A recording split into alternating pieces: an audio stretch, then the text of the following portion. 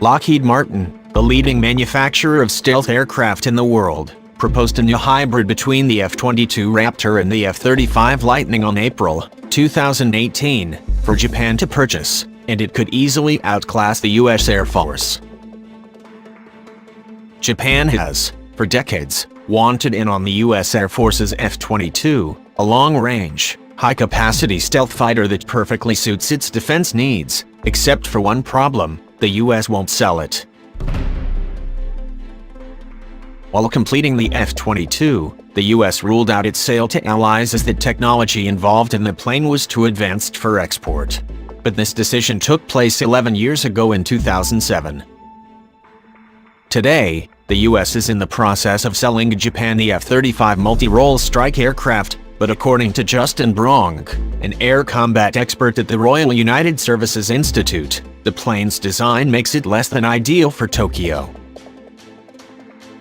The F-35 is primarily a strike aircraft, intended to hit well-defended targets on the ground, and is limited in air-to-air combat because of its size, its single engine, and way it was designed, Bronk said.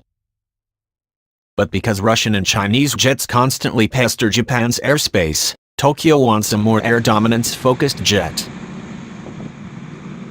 The F-22 can cruise at 60,000 feet, going about 1.5 times the speed of sound without igniting the afterburners, meaning it can maintain its stealth while covering incredible distances in short times.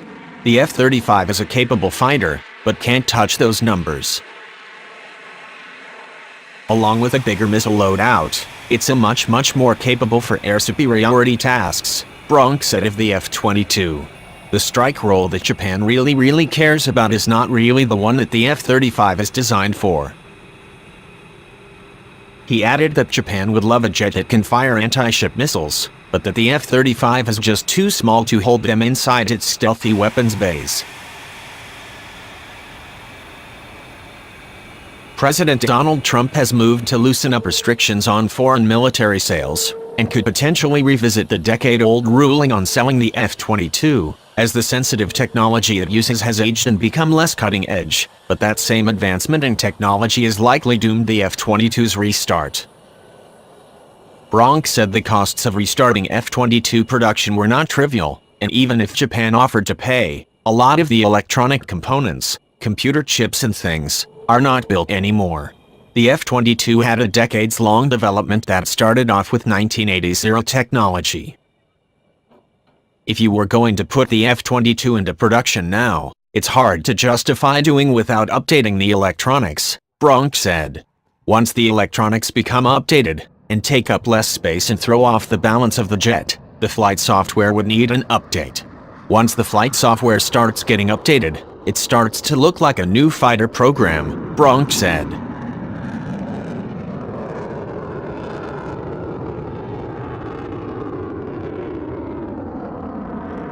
In the end, Lockheed's proposal looks like an F-22 airframe jammed with F-35 era technology, essentially stripping the best part of each jet and combining them in a plane that would outclass either.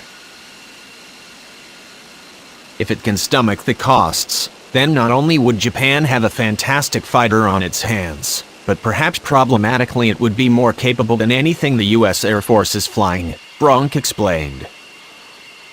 In the end, the U.S. Air Force would end up in a very difficult position, having to live with Japan getting a better fighter, or spending money earmarked for F-35s, which the U.S. sees as the future of its force, on another aircraft it didn't come up with.